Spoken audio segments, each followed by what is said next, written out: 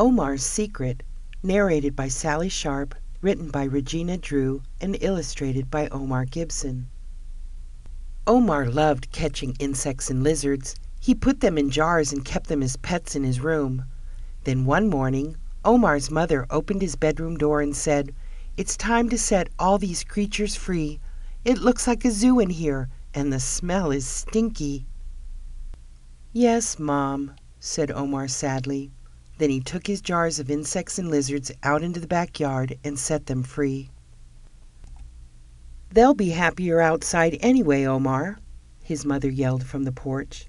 "Now you must promise never to bring anything else into the house to keep as a pet." Omar promised. He knew his mother was right, but he still felt sad. Later that afternoon, while throwing pebbles into the pond, Omar noticed a tiny green frog. He bent down, opened his hand, and the tiny frog hopped onto his palm. "Oh, I must take you home, little frog," said Omar. "I'll take good care of you. Your name will be Frankie the Frog.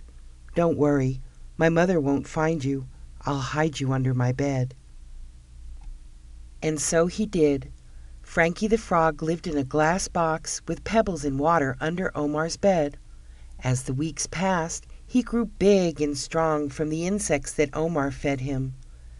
Then one day, Omar's mother went into his room to vacuum the floor. Frankie the Frog became very frightened by the loud noise. He pushed the cardboard top off the glass box and hopped out. "Ah!" screamed Omar's mother as she felt something land on her foot. She looked down and saw a big green frog. "Yikes!" Omar's mother screamed again. "Ribbit," said Frankie the Frog as he hopped away out of the bedroom. Just then Omar came home from school. He knew right away by the look on his mother's face that he was in trouble. Then he saw Frankie on the kitchen table. "Don't worry, Mom, I'll catch him," said Omar. But it was not so easy. First Frankie hopped onto the sink. Then he hopped onto the chair. Next he was sitting on top of the washing machine. Each time Omar got close enough to catch him, Frankie would jump away at the last second. Omar chased Frankie around for hours. Finally, Omar snuck up behind Frankie and cupped his hands around him as he sat on the computer keyboard. "Gotcha!" he exclaimed. As he walked back to the pond where he first found Frankie, Omar could hear loud croaking noises. He set Frankie free on a lily pad, and Frankie immediately dived into the pond. Omar said, "I know you are happier out here with the other frogs. I'll come by to visit you tomorrow." Omar had a lot to think about as he walked back towards his house. He realized that he had learned some important lessons that day. Omar did not do what was best for Frankie the Frog by keeping him in a box under his bed.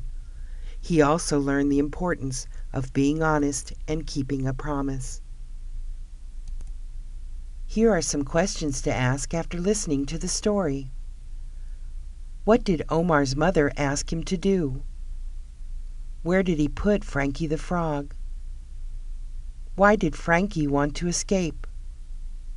What did Omar learn in the end?